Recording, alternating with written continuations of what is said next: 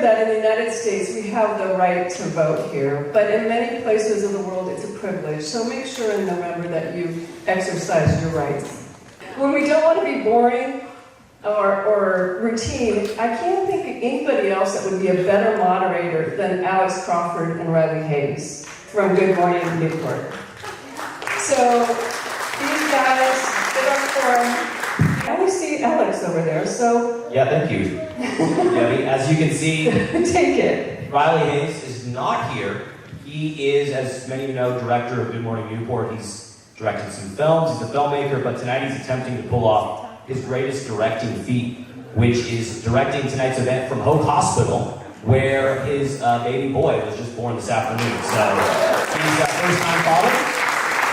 I guess that's a pretty good reason not to be here, so congrats to Riley, but I will be both myself, Alex Crawford, and Riley Hayes tonight for all of you. We have a lot of action planned. We are hoping to put on a show, as Debbie said. We have some fun questions, we have some tough questions, we have some new things we're going to do that you haven't seen in other debate forums, and hopefully a couple laughs, one or two laughs, hopefully, and then stay tuned throughout the entirety of tonight's debate because we do have a very special guest that will be coming up here at some point. And also, I want the candidates to know, tonight we're not going to be holding you guys to a strict time limit on your answers, but if you start to drag on, you get too boring, start to ruin the forum, we will be following the steps of the Academy Awards, and we will start playing this music to let you know that it's time to wrap things up. When you hear that, wrap it up. And if that doesn't work, I can bring a cane to, pull you off the stage. Joe, you're closer. Tom, it might take me a minute, so just keep it tight. I know. Just keep it short, so I don't have to use the cane tonight. After all this is done, after all the questioning is done, we will announce the ultimate 2022 CDMRA debate champion as well, and we'll let you know how we're going to do that as the show goes on. But first, so I think this is 8, 9, 10. You guys have been doing a lot of debates. Y'all know each other very well. And all of you, I'm sure this is your first debate in the city of Newport Beach. You've heard all of our lovely candidates' introduction statements time and time again. So tonight we thought we would switch it up. And we're going to have you introduce each other. So I want to see who's been paying attention to their competitors' speeches in the past however many debates. And we'll start right here with you, Joe. If you could introduce your opponent, Tom Miller. Hey, Tommy. Here you go. Let me start by just thanking all of you for being here in CDMRA with Debbie Stevens and all your board, and Alex and Riley for putting this together. I know how much time goes into this, so on behalf of all the candidates, thank you. And I also want to start by just saying I respect all of you and each of us that are doing something like this. It takes an incredible person to stand up and say, I want to serve a city like Newport Beach. So, Mr. Tom Miller is living the American dream. There's no question. Tom grew up in Philadelphia. He moved here in the early 80s. He started his company. He built his empire. And his beautiful wife, Eileen, I think was his fourth employee. First employee? Fourth employee? Okay, all right. So Tom built this company, built a success. He's been living in Orange County for 40 years. We share a lot of similar values: faith, family, and fitness. We both love to work out, we both love to be healthy, but he's been married to Eileen, his beautiful wife, for, I think, 36 years now. So they've got incredible... He lives on 18th Street, he's on the boardwalk, he's always there to say hi if you want to go by, and I love that about him, he's always available. He's got 3 amazing daughters, all beautiful, he's got some incredible grandkids. But Tom has just been a joy to run with and serve, and I look forward to continuing this process for the next 41 days with him. And don't forget, he turns 60 on November 8th, so I give you Tom Miller. Way to set us off on the right foot there, Joe. Beautiful intro now. Tom, if you wouldn't mind introducing your opponent, Joe Stapleton. Oh, that was so nice. I was going to say, I am Joe Stapleton. I belong to 842 committees and boards. And in this election, experience matters. But truthfully, I am a senior Joe Stapleton. Really. What he's done in 38 years on this playground we call Earth. is very, very impressive, and I admire him for that.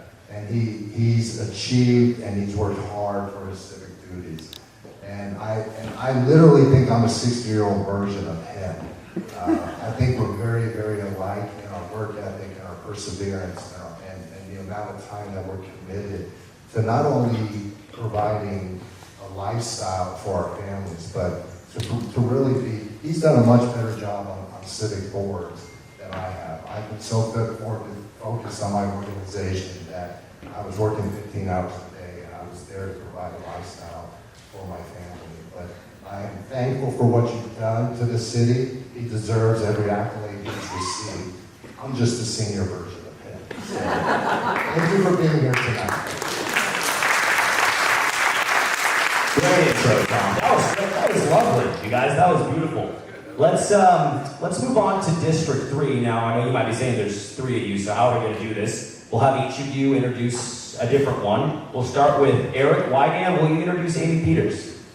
No, I was already taking notes, ready to do both, but I guess we're going to follow the format here. So, but Amy has several children who graduated from Newport Harbor High School. They were valedictorians, so I think that's a pretty big accomplishment coming out of our school board, and sometimes she's a little critical of our school board, so I think it's a good thing that she has had great students. She's single-handedly stopped catalytic converter theft in her neighborhood. There were 2 instances of this occurring in her neighborhood, and she must have the guns necessary to take out the criminals. But she is a good opponent. She is hardworking and dedicated public servant. She has been in our community for a long time, and we've said this about each other. We're very civil when it comes to both Mr. Mosier and Ms. Peters' relationships between one another. But for Jim, I'll go and just tackle it if you don't mind. Go ahead. Go. Jim attends every single meeting before us in our government. He knows every document inside out. When they asked me at the last forum if one of my documents would guide me, I should have had Jim do it for me because he probably has memorized them all. But and one key fact about Jim is his carbon footprint is less than every single one of us here because he rides his bike, and I guarantee he probably rode his bike here today. I offered to give him a ride at the last candidates forum because we had a meeting within the next 30 minutes. He declined, and he actually beat me to that next meeting. So he is a fast rider, and he will do a good job if elected. Thank you, Eric. Going above and beyond. Now, Amy, you don't have to do both, but I would like you to introduce Jim Mosier, if you don't mind. This is Jim Mosier. Jim Mosier has been going to city council meetings for the last 13 years, and he has been the best watchdog for our city that I know. I have tremendous respect for this man. He single-handedly fought against the city so they didn't put a cell tower in front of his house on Irvine Avenue to disrupt his view of the Back Bay. And in solidarity with that, he does not have a cell phone. So I totally respect a man who follows through on all of his very strong-held beliefs. I think he's very moral. He is probably one of the smartest men in this room. He's a aerospace engineer, or physicist. But I want him to be an aerospace engineer too, so he can fix the airplane problem we have in Newport Beach. I was talking to him about airplane noise, and he says, you know, there's a lot of good ideas, but that's not really what we need. We need better, cleaner airplanes and quieter airplanes, because just making them take off at a steep incline is not making them quieter. And since he and I live within 2 blocks of each other, I can attest to that. And I really am glad to be running against Jim because I think he's an amazing person. Thank you, Amy. Now, Jim, would you do me a favor and introduce Eric Wiegand? Before, though, is it true, did you ride your bike here tonight? Do I even need to ask? No, you don't need to ask. I ride the bike everywhere, including here, which partly explains why I didn't wear a jacket. Because even today it gets a little warm going 5 miles from my house in District 3, which for those of you who don't know, District 3 is along the west side of the Back Bay, and it Shores to San Ana. And in introducing Eric, I will point out he is a native of Newport Beach who actually lives in the same neighborhood where he was born in Dover Shores, and he would be an excellent council member because of his experience on the Planning Commission, which has been now, 6 or 7 years, including at least one term as the chair of the Planning Commission. And you want me to introduce Amy as well? Do you want him? I mean, that was a great endorsement, so I think you should do both, because that was really good. Yes. Well, she's been introduced already. Go ahead. Just go for it, Jim. We know you love the mic. Yeah, so we have to, I think everybody understands we have to choose from each district one of the candidates from that district, so you have to pick one of the three of us. And Amy is certainly the most beautiful of the three. Well said. Well said. We'll wrap things up here with District 6, Joy Brenner and Lauren Kleinman. Joy, will you start by introducing your opponent, Lauren? I certainly will. So this is Lauren Clayman, second from the end, as though you can't tell. And Lauren is chair of the Planning Commission right now. She has served on the airport working group for the city and on the Planning Commission. This is her second term on the Planning Commission. She has a son who's 8 years old. I think he goes to Harbor Day, is that right? And she lives in County Shores. And I think her husband is a developer of some sort. No, what, an attorney? He's an attorney, okay. And she also is a land use attorney. So she's very smart. And I just want to say that I'm glad this is not a beauty contest, because I would think we would all have to vote for her if that were the case. Thank you. Very sweet, Joy. Thank you so much. And Lauren, if you wouldn't mind wrapping up our intros by introducing your opponent, Joy. Yes. Well, last and certainly not least, Joy is a person that I have tremendous respect for. Joy Brenner, as you all know, is our current City Council representative right here in District 6. Joy is a long-term resident of Newport Beach, and she has shown her dedication and commitment to the community in many, many ways, not the least of which is co-founding the Corona Del Mar Residents Association, welcoming us here today. Joy has dutifully represented the voices of her supporters over the years, and has been just beloved by that community. Thank you, Lauren.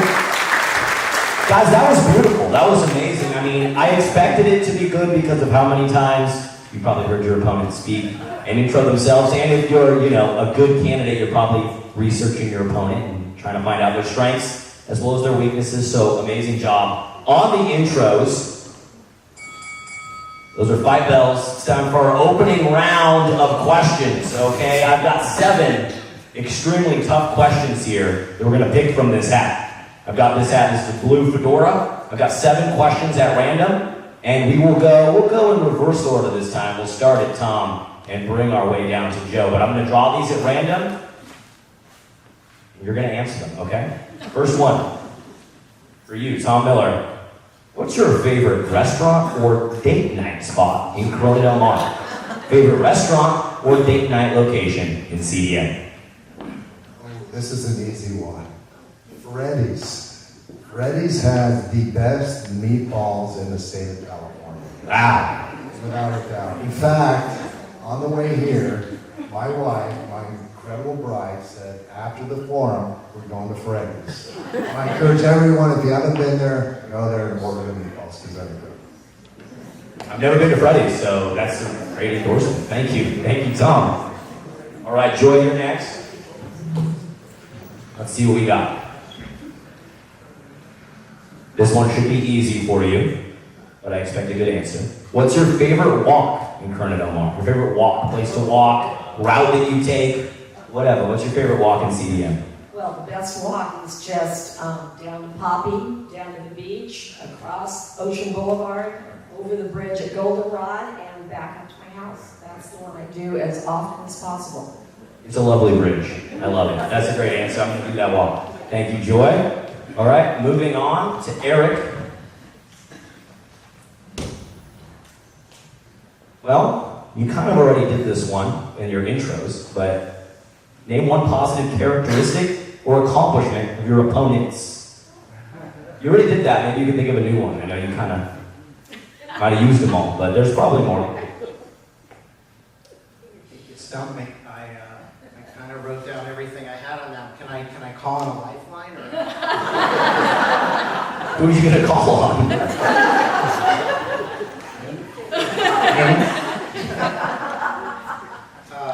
So just repeat it again. Yeah, can you name one positive characteristic or one positive accomplishment for each of your opponents? I think for Jim, I think what I had said earlier about, okay, let me use an example on the planning commission.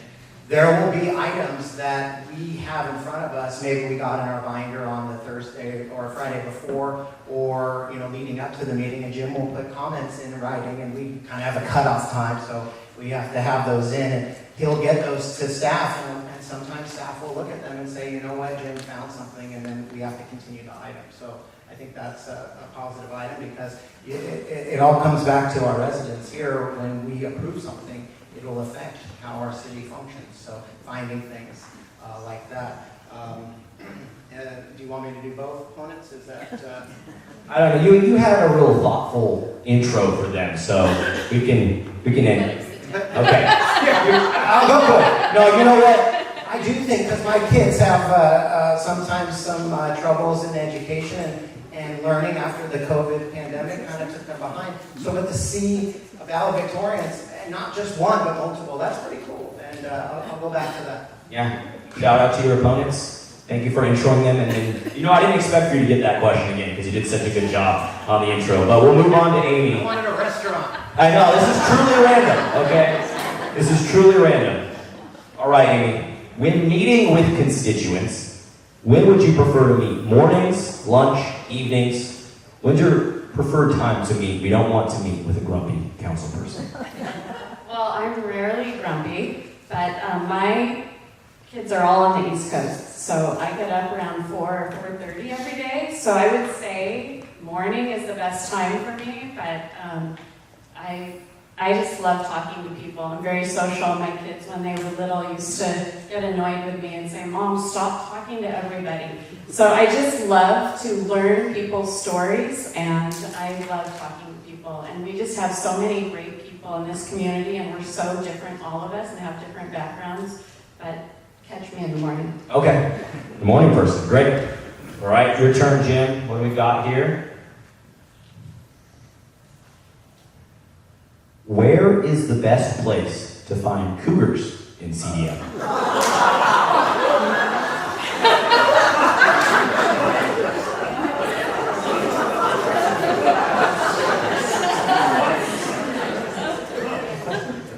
Where's the best place to find cougars in CDM? There's several acceptable answers here.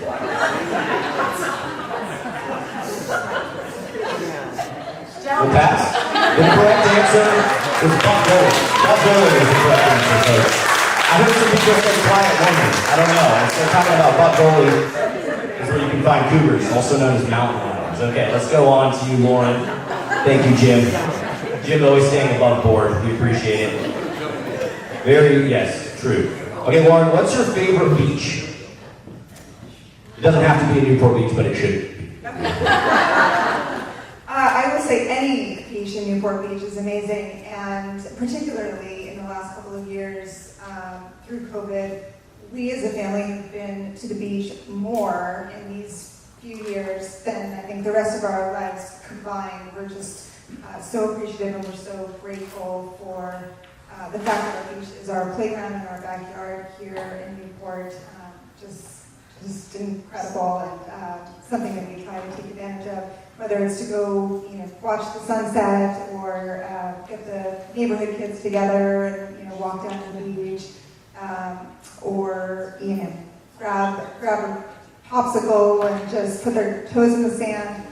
We do just love being here on the beach, on the sand. Every beach is beautiful in Newport Beach. Final question for you, Joe. This is a good one. You're a sports fan. Bear down, go Wildcats. Who do you you root for in the Battle of the Bay football game? Oh, it's easy, both of them. Such a political answer. The reality is, I spent 2 years in CDM on point setting. I absolutely love the east side of the Bay. The reality is, I've been on the west side for 15 years. So for now, I got to stick with my west siders. I got to Newport Harbor. Okay, go Sailors. I know that's not a popular opinion here, but there's a few of us. There's a few of us Sailor alums in the crowd. Can't wait for that game this year. Should be a good one coming up later in October. Okay, that does it for our random questions from a hat. I was joking when I said they were the tough ones, except for maybe the Cougar question. But now we're going to go to something we've never seen before in any of the local debates. You guys see the typical stuff in front of you. You see the whiteboards, or excuse me, you see the yes/no cards. You see the microphones. The whiteboards are new. That's because we're going to play Newport Jeopardy. Okay, it's time for Newport Jeopardy. You know what that music means. Okay, so let me tell you how we're going to play, all right? For each response, I want you to write it on the whiteboard and then reveal it when asked, okay? You're going to get 30 seconds after the question. And please try to shield your whiteboards from your neighbors, especially you, Jim. Okay, we don't want to see any wandering eyes up here. Okay, so let's get started. Your first question. How many islands and isles do we have in our harbor? 30 seconds on the clock. And bonus points for each correct name you write out after the number.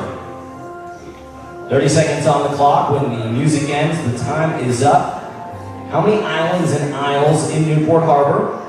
Bonus points for each correct answer. Don't yell it out. Don't help them out. 10 seconds left.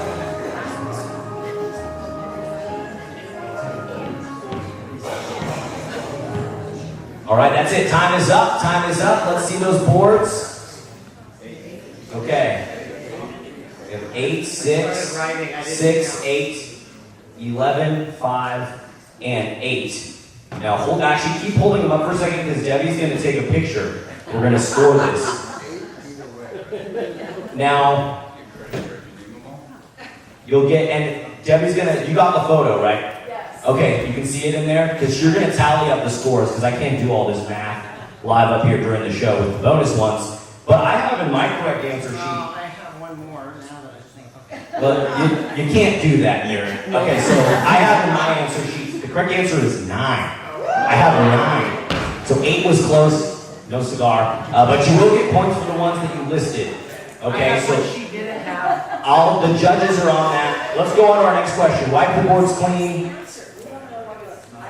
What the 9 islands are? Do we have that information somewhere? Newport Island, Lido, Bay Island, Little Island, Collins Island, Big Island, Harbor Island, and Linda Island.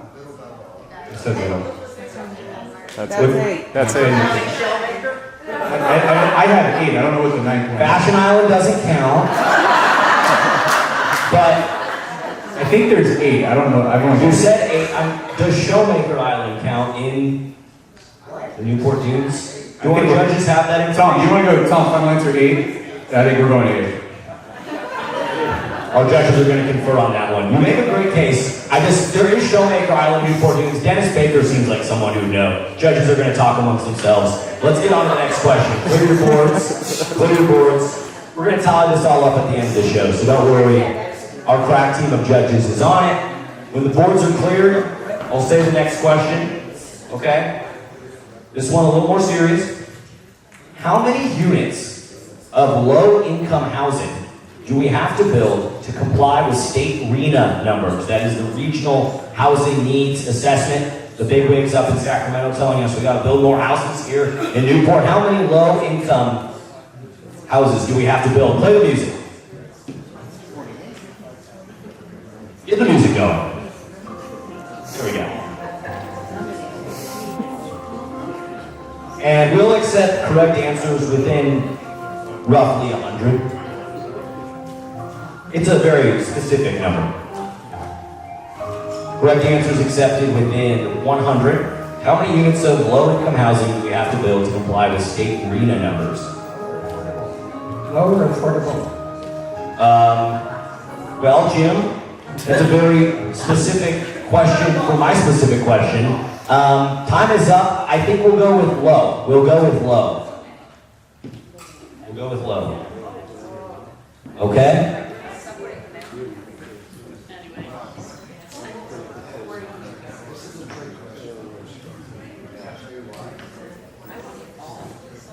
All right, keep them up. Okay, you get the photo. So, the correct answer I have here is 2,386, which is roughly half. Now, your question, Jim, of whether it was low or affordable, is affordable? Can you explain? You seem like you know better than me, honestly. I'm hosting, but I feel like you know better. Eric, stop right. I know.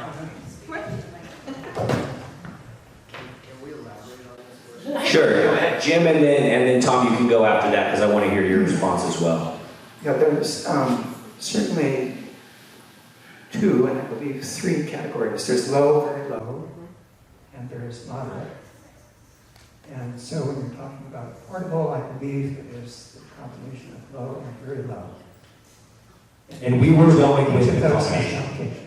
Got it, okay. If you're asking just for low, that's one specific category. Got it. Okay, I'll leave the judges to take that into consideration. But what do you have to say, Tom? The affordable housing is really dictated by development agreements. The number of 4,500 affordable housing units, 48 by 2029, could go to 9,000 if we don't hit the affordable housing number. So there's development agreements made, like the VIA agreement, for example. They're not going to do affordable housing. They're going to pay a fee of $100,000 per unit. That's going to go into a fund to help us meet the affordable housing number. So it's a very complicated formula to figure out. It could be 9,000 units total between now and 2029. Well, that is above my pay grade, but that makes sense. And also, Jim, I understand what you're saying. We were going with the combination of low and very low, which was 2,386, roughly 50% of the 4,845 total. Okay, one more question for Newport Jeopardy. You guys are pretty smart. Like, you guys are bringing some questions to me that I don't know the answers to. I should have prepped more. This one's an easy one, I think. Okay? What is the current population of the city of Newport Beach? And we'll accept a certain range of numbers here. 30 seconds on the clock. Write those down. Hopefully this one is more straightforward. Okay, I think people have their answers. We would have accepted anything from 84,000 to 87,000. Jim, I have you coming in a little bit low, and I have you coming in a little bit high, and everybody else I have in the range. Between 84,000 and 87,000 was the correct answer. Can you guys hold these up again? You guys got, okay, thank you, judges. Judges will tally. Okay, Jeopardy's over. That was fun. Y'all know a lot. That was really good. Judges will be tallying the points, and we're going to revisit this with Final Jeopardy. Don't throw your whiteboards. We're going to revisit it later in the show with Final Jeopardy, and a prize will be awarded. But it is now time for the first segment of our head-to-head challenge. Joy and Lauren, I want you guys to go to each podium. Lauren, you can take my mic. You each are going to get one specific question here. Here you go. All right, this is the head-to-head challenge. We want to give you each a specific question. Joy, you'll go first. And Joy, I never got to say congratulations on becoming a grandma. I mean, I knew you were one, but I just didn't know that we were allowed to call you that. Let's make sure that mic is on there. A 5-time grandma? AV guy, can you? Okay. 5 times. 5 times. Cool, well congrats on that. And let's give it up for Grandma Joy. Now Joy, here's our question for you tonight. Okay, you've been criticized by your opponent for not being effective against the current voting bloc dubbed Team Newport. With a majority vote working against you for years, what have you been able to accomplish in your time on council? Thank you. That's a good question. It started out really well, where I was working collaboratively with them, and that's when we got the homeless shelter done.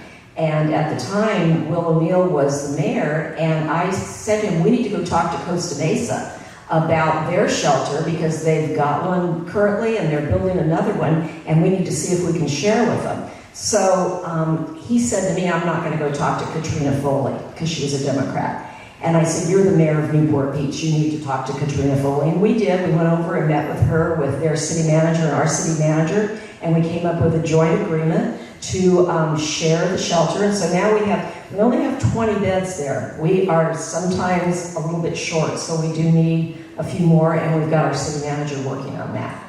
I think that's a great example of you collaborating with the quote-unquote other side to get something done. I think getting more houses for the homeless is a great achievement, so let's give it up for Joy Brenner. Great answer, Joy. All right, Lauren, your turn. You have served on the Planning Commission for what is now your second term, the Airport Committee. You've been an HOA board member. Your biggest critics say that you're going to be the next member of Team Newport. But with all your past experience in the city, can you give us an example of a time that you've had a dissenting opinion from that voting bloc? Good question, thank you.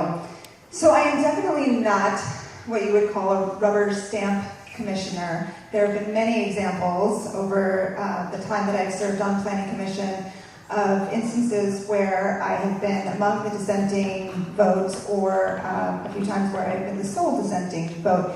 A great example of this is the controversial application for the 76 station conversion from a auto garage to a Quickie Mart.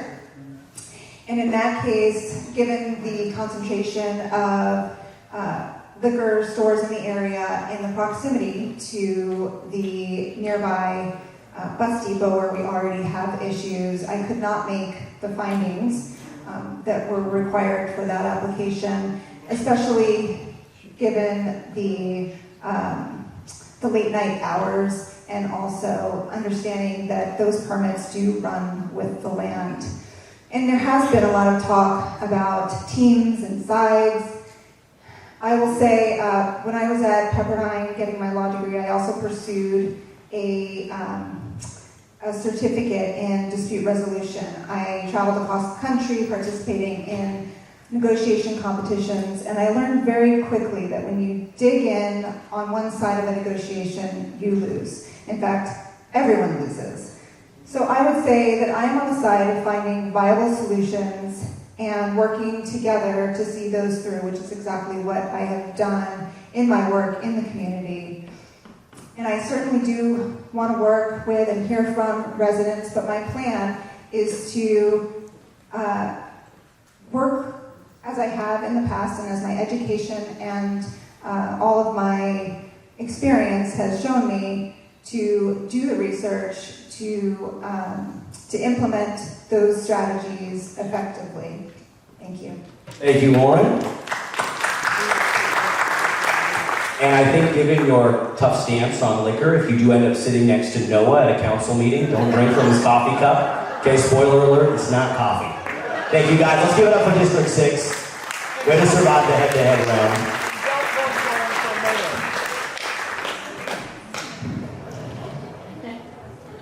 And now it's time for the lightning round. The lightning round. This is where you're going to use your yes, no cards to just give me a yes or no response to some questions, okay? First question, are you a current member of the CDMRA, CDM Residents Association? Okay, and to think for just a mere $25, all of these no cards could have been yeses. You can sign up tonight. Jim, Amy, Tom. You just Venmo them or something? How did this happen so quick? Oh, we signed up tonight. Wow, okay. Great. Okay, another question. Have you attended a CDMRA meeting either annually or monthly in 2021 or 2022? Okay. Amy, we gotta get you out to a meeting after tonight. Okay, will you attend CDMRA meetings regularly if attended? And don't lie to me. Will you attend regularly if elected?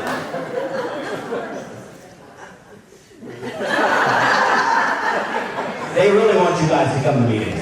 These first three questions are obvious. Okay, Another local one, are you a fan of the Corona Del Mar Christmas Walk Beer Garden? You know, there's been some controversy about it. Are you a fan of the beer garden? Okay, Jim, why not? Why are you not a fan? I heard that it's not very popular with some of the residents, so I would side with them. Okay, and Experience. Joy, you're the sitting councilwoman from this district. Why not? It sort of seems to me to sort of defeat the purpose of our annual Christmas walk, where we're supposed to be, you know, loving and kind, and people end up getting drunk, and it's not an attractive part of our community. I'll have to come check it out and be the judge this Christmas. Okay, one more question here for the lightning round. Would spending money on seasonal electronic signage on major thoroughfares in the city, like Newport Coast, MacArthur, Newport Boulevard, would spending money on electronic signage in the summer be an effective way to inform beach visitors when parking lots are full or parking is limited? Oh, couple no's. Okay. Eric, why not? When you say electric sign reader board, I'm thinking, car dealerships and, I'm thinking flashiness. So, I appreciate when we have our portable ones throughout the town that come up in specific reasons, but the way you were presenting it to me almost had a little too flashy, and it would be a disturbance. Okay, Amy, the reason for your no response?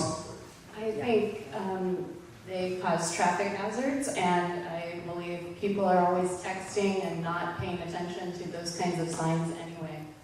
Okay, fair enough. And Joy, you want to say something on the signs? Yes, so throughout the years, there have been times when we've had traffic lined up all the way over on Ocean Boulevard to Martin Reed, all the way out this way and up the hill, because people didn't know there was no parking available at Big Corona. And we, at that time, had the police go out and put up those barricades with signs on them saying parking is full at the beach. And it really helped, because otherwise they were just idling their cars in front of everybody's houses. So, and now what we're talking about are these signs that say loud vehicles will be cited. It's the same type thing that we could use for eliminating people just driving around our residential streets trying to find parking. All right, thank you guys for the thoughtful responses. Something to consider. It's time for our next one-on-one matchup, our next round of tough questions. Now, I don't want it to get too wonky with the two podiums and the three candidates, so I'm going to let you guys stay seated. Y'all already sitting next to each other. So it's time for the head-to-head section between Eric, Amy, and Jim. And Eric, we'll start with you.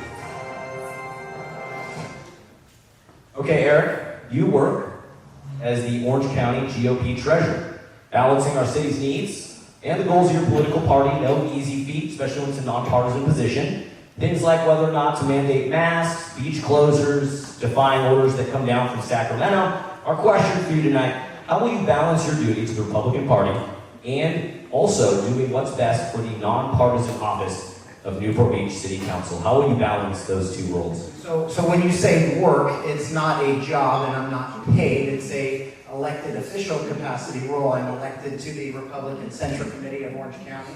There's 7 assembly districts throughout all of Orange County, and 6 are elected every 4 years. I've been elected in 2016 and re-elected in 2020. But for me, the Republican Party has been very good to me. I got my start when I was in high school at Newport Harbor. I started a club there, and I met some Republican women activists along the way.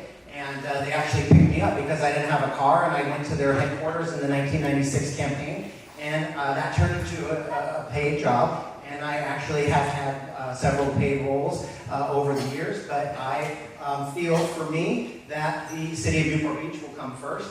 I do believe in limited government, fiscal responsibility, free market principles.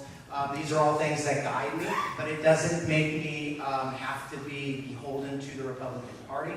I have shown in my experience on the Planning Commission that I'm willing to go and buck the trend and work in my own and how I feel personally on specific issues, and I voted in difference of my majority sometimes.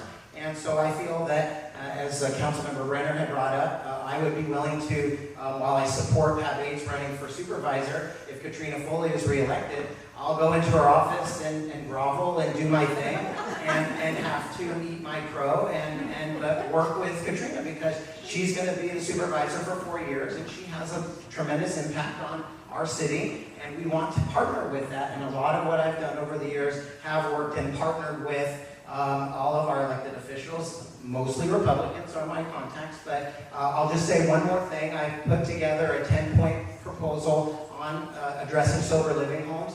And they are both formulated by one resident in our community who is a Democrat and another resident who is part of the Advocates for Responsible Treatment. She's a Democrat who actually was going to run for assembly. So they have helped formulate some ideas that will be beneficial to Newport. And I'm willing to work with anyone and all who happen to be either Republican or Democrat. I'm not going to check your card when I meet with you. It's going to be, you're going to find respect and you're going to find courteousness and you're going to find my willing to work with you regardless of your political party. So thank you for letting me. Yeah, thank you, Eric. And I know you're born and raised in Newport, and your loyalties lie to Newport Beach above anything else, just like all of us. Okay, Amy, you're on the clock.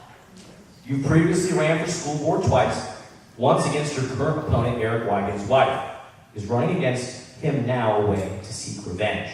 No, I'm just kidding. I'm just kidding. That's not the question. But if so, that would have movie rights all over it, okay? A movie that has like Netflix on it, I want that storyline. But no, here's the real question, Amy. Why are you changing your focus from running for school board to running for city council? Oh, well, that's really easy. Last summer, I met with one of our council members, and our discussion was about mandates and what powers we had as local government and what powers Sacramento had over us. Well, local government is very strong, and when we fight back against Sacramento and say, you can't dictate to our community what is right and what is wrong, they have to actually pass laws in order to enforce them. A mandate is not a law. They closed our beaches. Yes, people stayed home, but everyone here was very thoughtful and we all went to the beach until they closed it for those 3 days and enjoyed our time outside because we paid a lot of money to be represented in our community. Our property taxes are very high. We need to control our local government. And the shutdown and what happened at City Council showed me that we need a strong voice for our constituents, and we need people who are willing to go toe-to-toe with elected officials in order to say, no, that's not what we should be doing in our city, and our city is not like LA. Our city is not like San Francisco. And we have a very educated population here. We should be able to make our own choices. And any power that is not vested in the government is our power. Each individual's your power. We all should have voices in our local government. And during the shutdown, I felt like our voice was taken away. And we need to have strong local officials, city council members, who are going to fight for our city. Thank you, Amy. Can I ask a quick follow-up question, though? So I've heard that you fought off catalytic converter thieves. I've heard that story. It's kind of becoming this Paul Bunyan-esque urban legend. Can you tell me the story really quick? I was talking to Riley about this because he said it's I was in my driveway, I was walking my dog at 4 a.m. because as I explained to you, I get up very early. My kids are all on the East Coast. Sometimes I get texts or phone calls very early in the morning. And that happens to be a time between 2 and 4 when most people, property theft happens in your driveway, in your garage, in your house if you're not home. Well, I'm up at that time, so they should know better than to come to my house. And I scared them. I saw these 2 cars pull up. We happen to have like a frat house, college house across the street from us. So I thought it was them coming home. But these were very nice Dodge Challenger cars, a white and a black one. And 4 guys get out. They're all wearing hoodies and masks. And and they start walking up my driveway, and I hear this really loud scrape. Well, that's the jack going under my Prius. And so I walked up to my front door, and I walked out to the driveway, and I said, you guys need to get out of here. I'm not afraid of anything.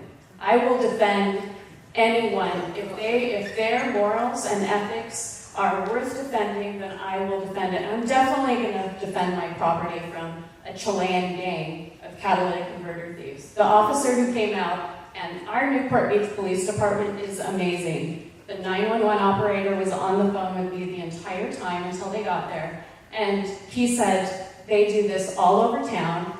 It's a Chilean gang. They get paid $1,500 for each catalytic converter. That's a lot of money, cash. For me to replace my catalytic converter, it's $3,500. So you do the math. I mean, it's ridiculous that we should live in a city where we can't protect our property. And I don't think that that's what we should have to face on a daily basis. And it's getting worse. And I think we need to protect ourselves and protect our fellow residents. And so I'm also part of our neighborhood watch community in our neighborhood. It's getting worse, but the movie rights are getting better. I've got an idea. Amy Peters, crime fighter. What do you think? I like it. Okay, let's go to you, Jim. Time for your question. Jim, you've been at every single city council and planning commission meeting for 13 years, and we're all dying to know why. Thank you for that interesting question. I have been asked that before, and I'm sure that there are some people who imagine it's some kind of mental aberration, or something you want to avoid in a council member that you might elect. But actually, I think it shows a kind of competitive aspect and very persistent aspect of my very introverted personality. And you have to understand that my first exposure to our city government was trying to bring to their attention what I thought was a bureaucratic error, mistake, involving the duplicate approval of 2 cell sites, one right in front of my house, as Amy pointed out earlier. And sometimes citizens are given a very helpful reaction from their city government. I was given the reaction many people unfortunately get, which is complete denial that any error had been made and a wish that the person making the complaint would simply go away and disappear into the night. And I thought it was healthy for a city government to find that there are some people who they try to brush off, who do not go away and keep coming back. I was not successful in that particular endeavor. It didn't happen for other reasons than that. But my competitive nature led me to think perhaps there are other things that needed to be corrected. And somebody needed to point those out and not go away when the error was denied. The reason I keep going back, there are probably 3 reasons. One important in your thinking about who to elect. I have the time to do that. Number 2 is I'm very grateful that there are many people who thank me for doing that. So that is a small reward. And the third and final reason is there are small incremental changes that do result. I often find I'm told that I'm totally wrong, and then a month or a year later, I find the problem has been corrected. Okay, Jim. You're already doing so much unpaid work for the city. Why don't we just give you a little bit of the budget surplus? What would you say to that?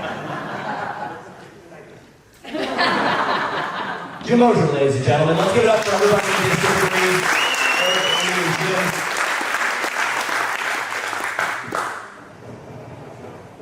That's thunder, which means it's lightning round number 2, okay? Lightning round number 2, yes, no signboards. Get them ready. First question, have you hiked Buck Gully? Okay, 2 no's. You don't know where Buck Gully is. Okay. Can someone... Yes, Buck Gully is the best kept secret in the city of Newport. And if Tom Johnson continues to write about it, the studios will be very upset because it's the very end of Poppy. When I was on Point City, I would hit it once or twice a week. It's the best trail, the best hidden trail in Newport Beach. And I don't blame you, Amy, because growing up here, I didn't know about it. But it's amazing. And also, Tom, did you say no? You haven't hiked? I said no. You look like, I mean, you're an active guy, according to Joe. You need to get out there. You know, I literally am in the fitness center 7 days a week. I'm all about the elliptical. I can listen to my music and get my groove on. I can tell. Okay. Do you think city codes, new question, do you think city codes are adequately enforced by the city? Okay, wow. Would anyone care to elaborate? Anybody want to elaborate? Jim? Oh, Jim. Yeah. Yes. Yes, an issue came up at yesterday, last afternoon's city council special meeting about fractional ownership of homes, and I tried to point out to the city council that we have an existing code since 1982 that has prohibited fractional ownership, which is a form of timeshare in Newport Beach. And the city both denied that that was our current code and refused to enforce it. Okay. Thank you for the elaboration. Your question? Oh, do you have something to say, Jim? That fight is not over.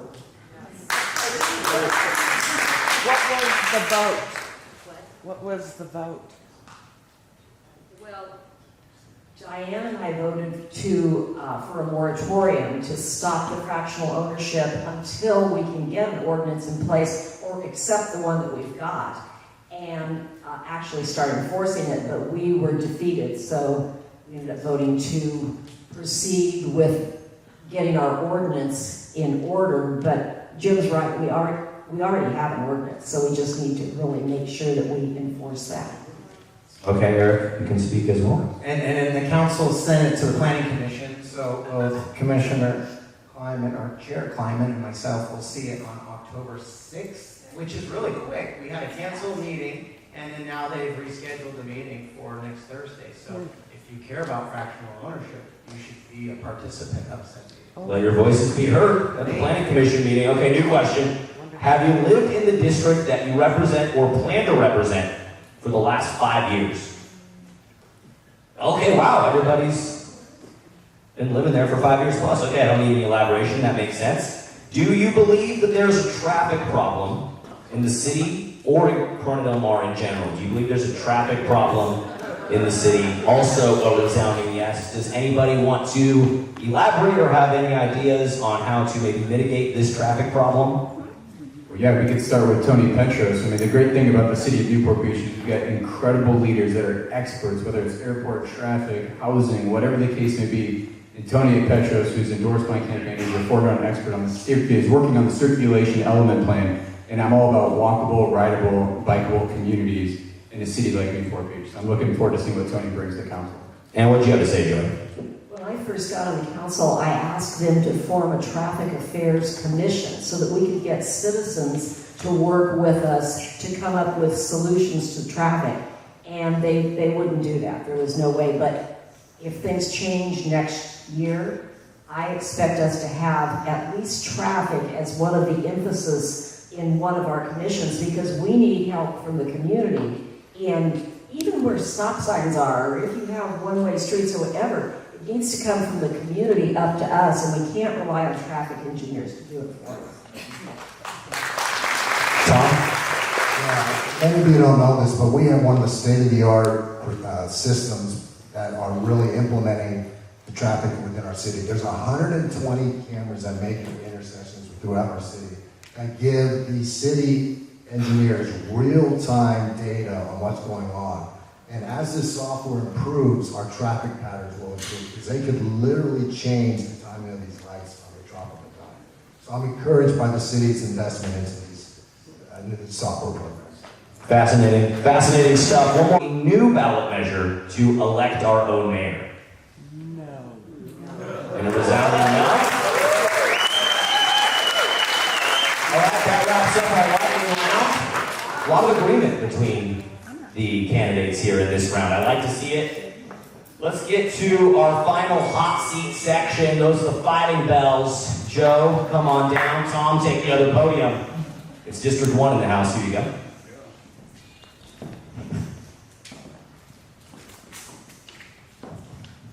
And Joe, I'll start with you. One of your biggest criticisms is that you're just going to be another member of Team Newport if elected. You'd still be part of this current voting bloc. How do you respond to this criticism? Let me begin by telling you my Newport journey. And this is a great question. It's one I'm hearing, not often, but I'm certainly hearing it. I was born here in Orange County, and I left kicking and screaming when I was 6 months old. My father got a job opportunity in Arizona. I didn't want to be in the desert. I'm a Pisces. I need to be near the water. But I left, and I came back as soon as I graduated from Arizona. I moved here when I was 22 years old. The second I got to Orange County, the second I got to Newport Beach, and I came down MacArthur for the first time, I realized Newport Beach was a special place. I realized this was a jewel, a utopia amongst California because of all of you. We all understand you have to have a vision to live in a city like Newport Beach, but it really comes down to the contribution. All of you that have done what you can to make Newport Beach what it is today. I'm not running to rebuild Newport Beach. I'm running to keep Newport Newport. And this narrative that I'm a Team Newport guy just doesn't work. For all that you've been involved in the city for the last decade, the reality is I ran against Team Newport in 2014. I ran against Dixon. Like, I literally was running, and I remember being with Mike Henn. Is you ever heard of Diane Dixon? I'm like, no. I was out of the race in 90 days. 6 months before the election, it was all Team Newport. So to now to sit here and say Joe's a Team Newport guy, they're the ones who ran out of the race last time. I'm Joe resident. I'm running what's in the best interest of my fellow residents. I'm an independent thinker. And those that know me well understand this. And I've got some endorsements I want to share with you guys, but I think that's really important that you guys understand. If you leave here tonight, I've been involved in the city. I was 24 years old when I joined the Chamber of Commerce. I was the chairman of the board by the time I was 29. I spent 4 years on the Harbor Commission. I've been serving the last 6 years on the Finance Committee. I was named the Newport Beach Citizen of the Year in 2020. I share this with you because experience matters, and especially in an election like this. So to have a narrative now that, well, Joe's going to do whatever these guys tell him. I've been in the city serving before they ever showed up. So they didn't come to me and say, hey, Joe, you should run for city council. I was on the Harbor Commission. I was on the chairman of the Christmas Boat Parade, Literacy Project. Speak of Newport, the Corona Del Mar Residents Association that I served for a few years when I was living in CDM. I mean, if you were to go through my endorsements of those that are serving, that are not Team Newport, Mike Penn, Tom Edwards, Don Webb, Bus Turner, Rush Hill, Brad Avery, Ed Selledge, former city manager, Homer Bluedow, Lula Halfaker, Citizen of the Year. I mean, these are all people that have endorsed my campaign. I wouldn't consider any of these people Team Newport. I'm not running with any other candidates. I'm running as myself. So I appreciate the question, but there's no doubt I'm running to keep Newport Newport. Thank you. I can tell you've gotten that question a few times. You came prepared. You came with the receipts. All right, Tom. It's on to you. Critics have called you a new resident, citing you moving here 7 years ago. You made your first major appearance into Newport Beach city politics by financially opposing the Measure B campaign with your own money. With such recent political experience, why do you consider yourself qualified to be on Newport Beach City Council? That's a great question, and I actually have some cheat notes which I never use, but experience, knowledge, and leadership is a process, and it takes time. And as I look out in the crowd, we, for the most part, are the same generation. We understand. You can't rush wisdom. You can't rush knowledge. You can't rush experience. Let me give you an example. If you found out you're going to have open heart surgery, are you going to pick a surgeon that has done 6 procedures fresh out of medical school? Are you going to pick a surgeon that has performed hundreds of open heart surgeries? I think that you would choose the veteran, the seasoned one. What makes me the best candidate to represent you on city council is exactly that. With $700 in my pocket, I started an organization in 1985. I went to my wife, I said, sweetie, I need every dollar we have in savings. I took that money and I turned it into the largest automotive reconditioning company in the country with 850 employees.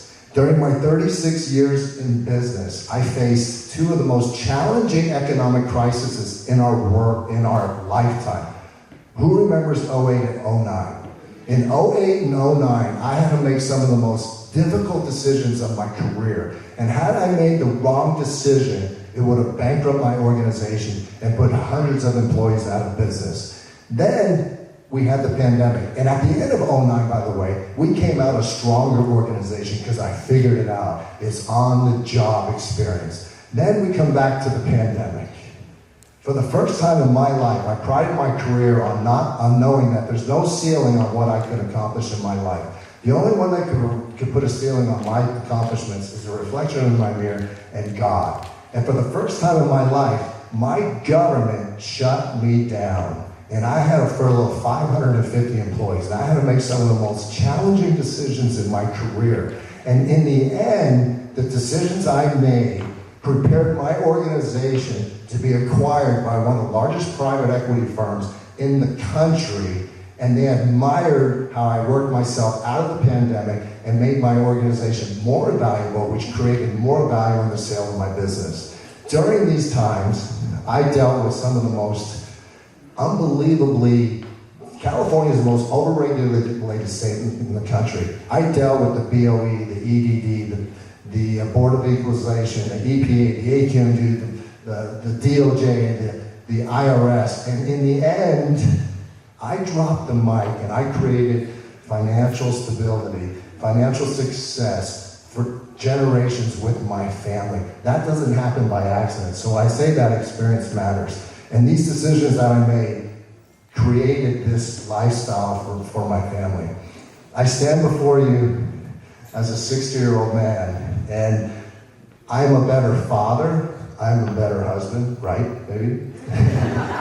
I'm a better leader because of age, experience, and wisdom. The key to being an effective servant is to have a passion for people. I have that passion for people.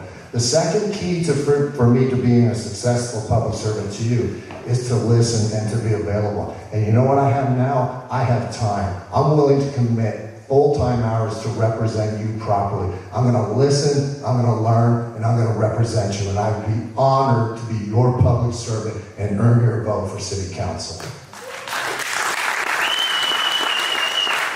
Well, no matter who takes it from District 1, both you guys got me fired up to serve my city with your speeches, so thank you very much. I'll give this back to you. And that wraps up our head-to-head face-off segment. Now, it's time for the final lightning round. Where's the thunder? It's the final lightning round, okay? So get those yes, no boards ready one more time. First question, should the city's campaign finance laws be changed? Yes. Okay, a resounding yes, almost. One dissenting vote. Eric, why not? I haven't seen anything egregious that says it needs to, in my opinion. I'm running for office, and it seems pretty practical where we're at with our campaign contribution limits. And yes, adjusted for inflation, maybe we need a 9% to 12% increase on those campaign contributions. But I don't see anything. I know there had been some talk about maybe revising them on our off-election years, and I'm just not quite there yet. And did anybody who said yes to the reform want to follow up or maybe elaborate on what they think is wrong with the current campaign finance law situation? Joy? I'd like to add that a lot of the campaign financing is done by big organizations from out of town, and that it's not always obvious to our residents why the out-of-town organizations are supporting people for a little elected position in Newport Beach, but we need to have a lot more transparency. And I think that, just the fact that if we have to recuse ourselves if we have a property interest near a project. Well, there's a lot of other interests that people get money for that impacts their feeling toward somebody who's got a project in front of the city council. So it needs to be looked at in a much broader scope than it is right now. Good answers. Amy, your follow-up?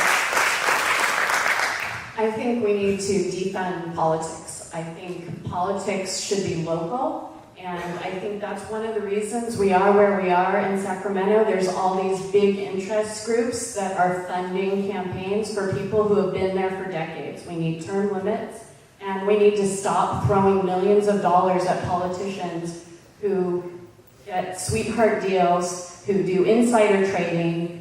All of these things affect us at our local community. We think it's all in Sacramento or DC, but all the laws they're making affect us, and we need transparency in all the donations, and I think that people should have We should know exactly where that money is coming from, why developers are funding so many campaigns in Newport Beach specifically, and why we're getting money from DC and Sacramento for local elections.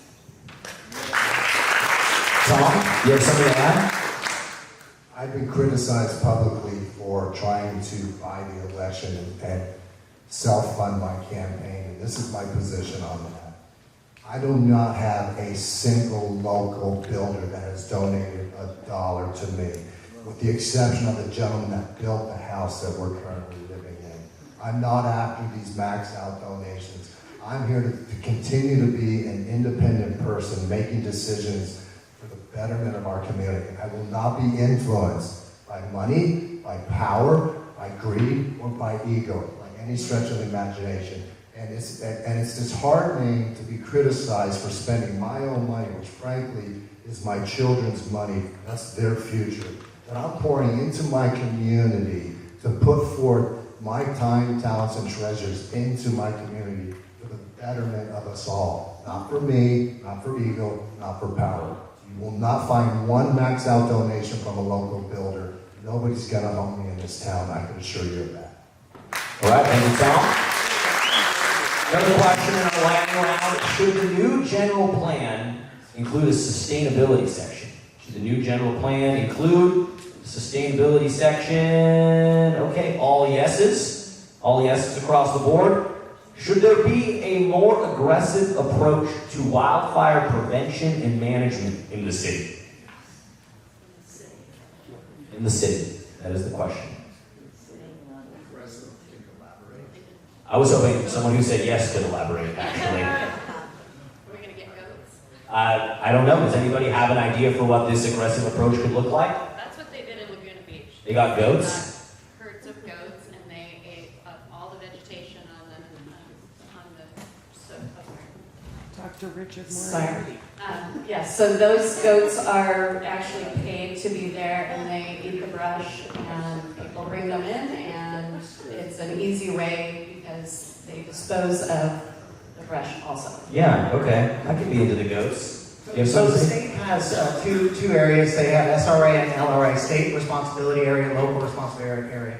And our Newport Coast is probably the area that there's the most amount of fire. So when you said city, I think you kind of stumped us because I think we were kind of initially thinking you were going to be saying Newport Coast, but they need to figure out an evacuation route. There's a lot of homes up there that don't have an easy way out should there be a fire that jeopardizes them. So I think that's being worked on with our fire marshal, and then getting the low-hanging brush or the brush that's near the defensible space that residents need to trim back. And our fire marshal is working on a plan with that. But the residents in Newport Coast have been very upset about this recently, and they're speaking, and the squeaky wheel is getting a little more attention than they previously had. Okay, thank you for elaborating. New question. Would a Balboa trolley-like system, the Balboa trolley, we're all familiar, and using the City Hall parking structure be an effective way to divert traffic from the beaches and the flower streets in CDM?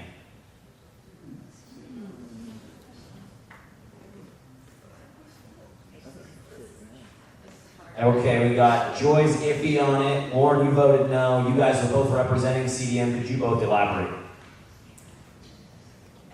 That's a tough one. I think we would probably need a little more study or a lot more study on it. I voted no, but I don't have enough information to truly take a position on. Maybe we look into it more. Joy? When you're talking about beachgoers and Corona Del Mar, one of the biggest problems is that we've got free parking in Corona Del Mar, and they always advertise this on social media and talk about, if you want to park for free, just go to Corona Del Mar and you can, and so that makes it, all of our residential streets are impacted by that. So if we had to do something like this, we would probably have to implement a residential parking permit and problem, and I've gotten mixed reviews from all the people in my district about whether they even want us to consider residential parking permits. So it's not an easy solution, and I'm not sure how many people would actually park in the parking structure and take the shuttle down to the beach. I think we'd probably have to fill up our parking lot and all of our residential streets before people were willing to do that. All right, last question. Is the city doing enough to address sea level rise? Is the city doing enough to address sea level rise? Okay, waiting for you. Tom, you're 50-50, Joe?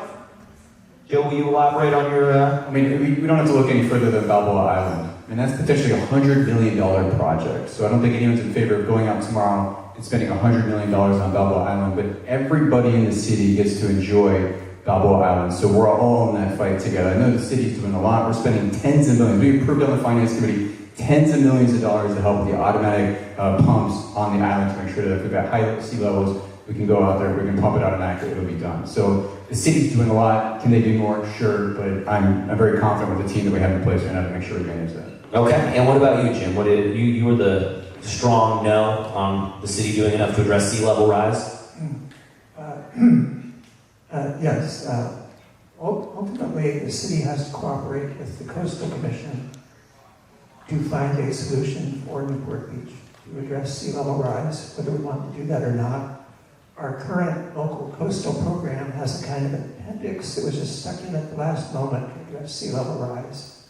And we need to be proactive in actually developing proper regulations and plan to address the problem which we do not currently have. So that's part of being aggressive, is to cooperate with the Coastal Commission on getting that completed.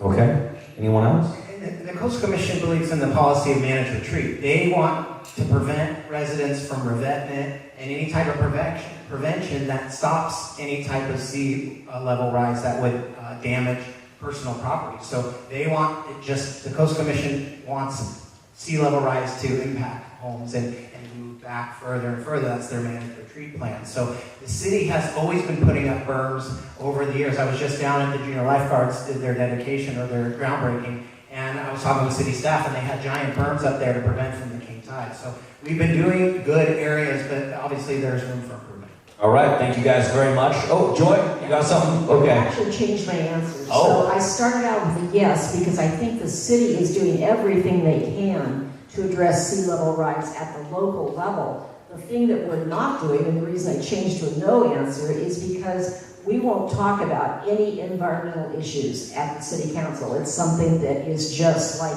I can't get anything on the agenda about us even eliminating single-use plastics or any of the other broader issues that might actually impact sea level rise in the long run. So it's like we're doing everything we can right now, right here, but we're not doing anything long term. Good answer, Joy. Thank you for elaborating. That wraps up our lightning round. And now it's time for Final Jeopardy. All right, get those whiteboards ready. This is going to be 1 minute, one question. A point will be given for each correct answer. The point will be deducted for any wrong answers from your total score. And then we'll find out the winner, and I've got a beautiful prize pack. Your question, 1 minute on the clock. Name as many former Newport Beach mayors as you can. 1 minute on the clock, as many former Newport Beach mayors as you can. Here we go.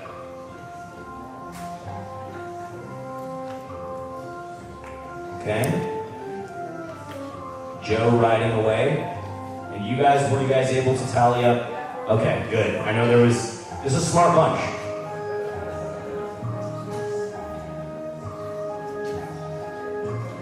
Is there questions from the audience? There are not questions from the audience tonight. I'm sorry. Thank you all for being here, though. We appreciate it. And 1 minute's up. 1 minute is up. We're calling it right there. Okay, board's up. Board's up. Let's see. Let the judges see them. Yeah, you do. Joe, I think, has the most on his board. Is it extra credit they're all endorsing? No, but that's a good plug. That's good. You should bring that up. Lauren with the first and last names. That's great. Jim, I expected a little bit more out of you, but that's all right. You do enough already. Do I get 2 points for O'Neill? No, you get nothing. No, you don't get 2 points for O'Neill. 0. Okay. Oh, I see. Is it spelled the same? Nope. That's a, oh, see, there It you is spelled different, but it's a... Well, so you have to write it the two different. You're sneaky, Eric. You're sneaky down there. Okay. While our judges tally that up, I want to welcome our very special guest tonight, running unopposed, Robin Grant. I know you thought you could skip this. Please come up to the stage, take the other podium. We do want to hear from you. I know you thought you could escape the forum. You don't have an opponent, but we would like to hear. I have one question for you, Robin. So you are running unopposed, and you will soon likely be our next District 5 councilwoman. What we want to know is, what's the first thing you're going to do when you're in office? Great question. Don't say put soda in all the drinking fountains. Vote for mayor. I don't know what you just said, but I'll tell you what I would do first when I'm on city council is I would continue doing exactly what I've been doing, is acting as a public servant for the city of Newport Beach. I've lived here over 30 years. I've been working on city matters for over 20 years, and I am the right person for this time on city council to be an independent thinker and to represent the citizens of Newport Beach. My number one commitment is to represent the residents. I know, as everyone here knows, that we live in a great city.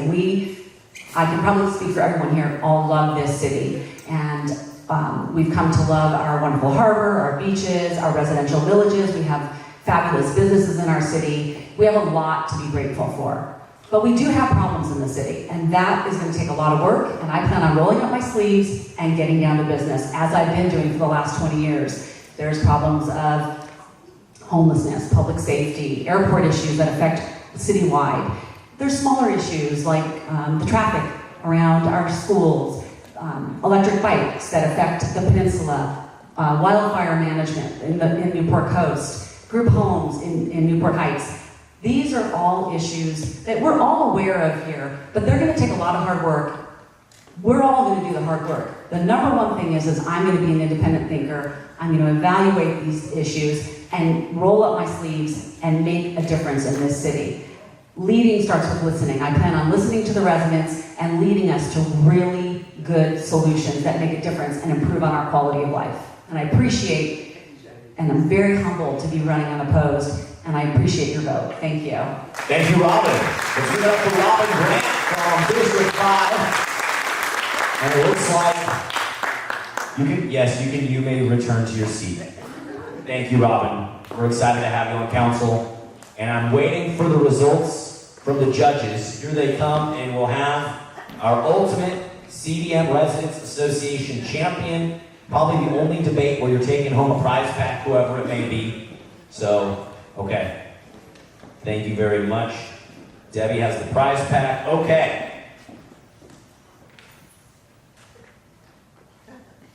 I see what we're doing. Okay. So this is last. Okay, so we're gonna go from bottom to top. Okay, coming in last. I'm sorry, this doesn't disqualify you at all, but Amy, you finished in last place. Right ahead of her is Tom, then Lauren, then Jim, Joy, and the final two. Eric had 12 total points, but Joe won with 14. So eking out a victory, Joe Stapleton. And Daddy, let's show him his prize. This is an invoice for $25 to join the CDMRA. You can gift that to someone. It could be a gift that keeps on giving, but someone will become a new CDMRA member. And then there is a CDMRA t-shirt in there from the 92625. So more Newport swag for you, Joe. And congrats on winning. Okay, one final question for each person. You're all going to get the same question. And try to keep your answers brief but thoughtful. Here's your question, okay? And we'll go from left to right, starting with Joe. Why should we, the citizens of Newport Beach, vote for you, not your opponent or opponents, for Newport Beach City Council? I wanted to start by thanking my fellow opponents, all of you. This is our 11th forum, so we have one more on Saturday, but to each of you, I respect all of you, and it's an incredible feat. But like I said, I think for me, at the end of the day, it comes down to experience. I am the candidate I'm one of the only candidates up here that's got any experience in the harbor. I'm one of the only candidates that has any experience on the finance committee. I own my own small business here in Newport Beach. I'm managing $500 million with my firm, Spinnaker Investment Group. So I think when it comes down to experience in a city like Newport Beach, I'm looking to continue to serve the city that has been so great to me. And thank you to all of you for what you continue to do to make Newport Newport. So thank you. Thank you, Joe. Congrats on being our CDMRA champion. Okay, Lauren. So, I'll just say, we've heard so much in all of these different forums about the negative, and I would like to sort of end on a positive since this is our last major forum in front of all of you. And I want to just get out the idea that I would like to see this city thrive. We've been talking a lot about Sacramento and pushing back and what we don't want. I want our city to thrive. I don't want us to be stagnated. And I think that there are plenty of ways to do that, to incentivize businesses to want to be here. I know particularly we've heard lots at CDMRA meetings from those of us who want to see things other than banks go into our villages, and good restaurants, good business operators, and there are things that need work, but I think we have a beautiful city, and if we could just get the effective leaders to address the issues and just make Newport what it's been, that's all I can hope to do for us on council. Thank you, Lauren. Now, Jim, why should we vote for you?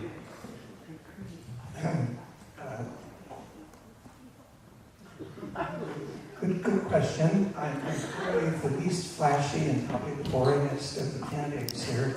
That's not true. But the work that the city council does is kind of boring, tedious work. And I think that the residents of Newport Beach expect that city council to be thoughtfully considering and questioning all the issues that come before them for a decision. And of the candidates you have before you, the one you will have to pick from District 3, I'm sure the other two would do an excellent job. But you can trust me because I have the record for the last 13 years of doing that questioning and have both the time and the persistence that you need in a city council member. Thank you, Jim.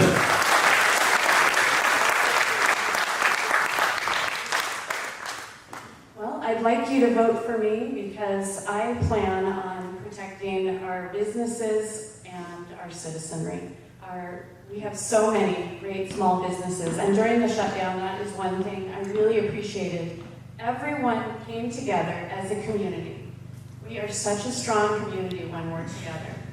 And they shopped small businesses, and they went to the local restaurants, even though we couldn't dine in. And oh my goodness, when we could go to a restaurant after cooking 3 meals a day for 5 people, oh my gosh, that was amazing. But that's what we need to do, is support our local businesses, our local residents, be good listeners. I need to hear what my constituents want. I don't go onto the board with an agenda. I want to represent my voters. I want to represent each citizen. I don't have an agenda. And I want to do my time and then go back to my job. Because I am not a politician. I am not going to make a lifetime out of this. I want to serve my community that has been so amazing and supportive to my family and our business, and then go back to work. Thank you, Amy. And Eric.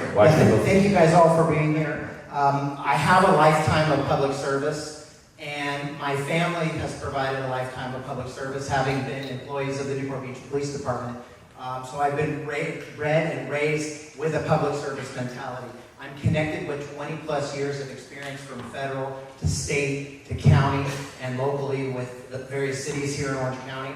A lot of the stuff that we're working on is regional issues. Yes, we have some local finite issues, but we also have a lot of regional issues. So we're living homes, housing, homelessness. These are all issues that need to be solved regionally. So having those connections that I have regionally, we can't do these things alone. We have to find partners and we have to find allies with our neighboring cities and with our legislators and with our members of Congress and our county board of supervisors. So having those connections, I think we'll be able to deliver the results and the goods and the services that we need here for Newport Beach and help our residents get what we need to solve these complex issues. So thank you guys for being here. Thank you, Eric.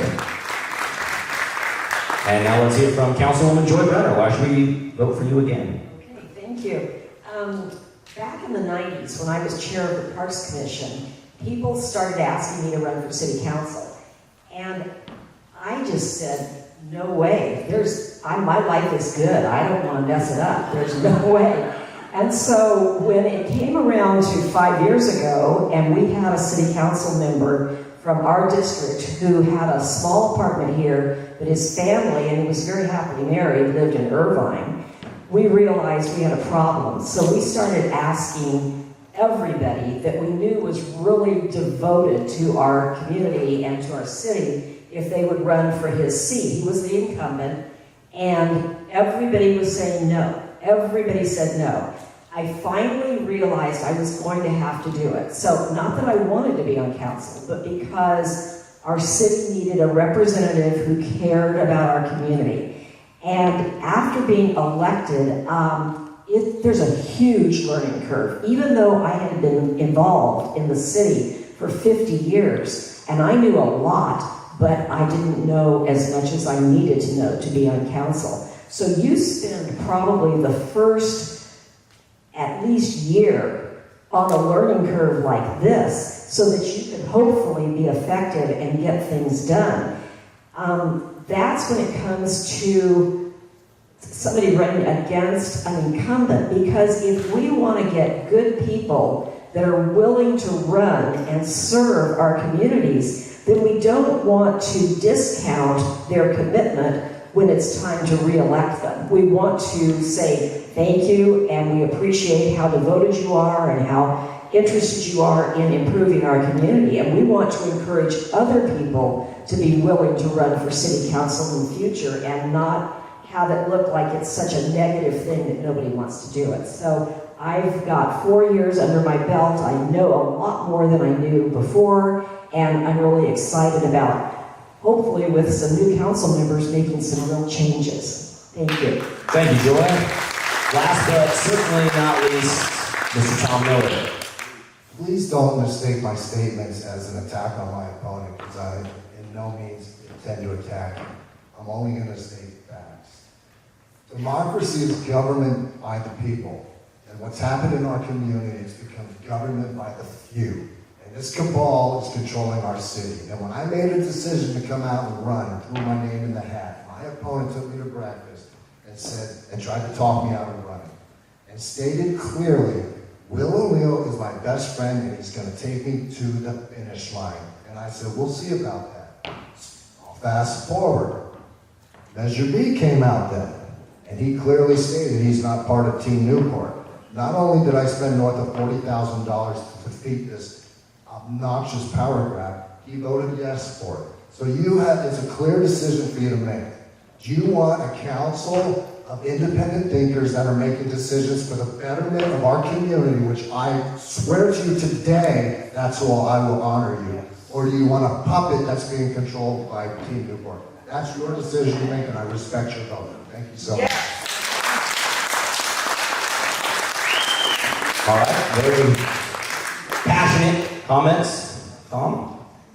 Thank you all. I do want to say that I thank you all for being here tonight. I want to thank the CDMRA for putting this event on. Thank you, Debbie. Thank you all for showing up. I'm sure for some of you, you've been to a lot of these forums, been to a lot of these debates, so thank you for coming out. Thank you guys for running. Thank you guys for putting your necks on the line. And I want to say I do like each one of you, and I wish you all the best come election day. I enjoyed interacting with all you here on stage. I'm Alex Crawford.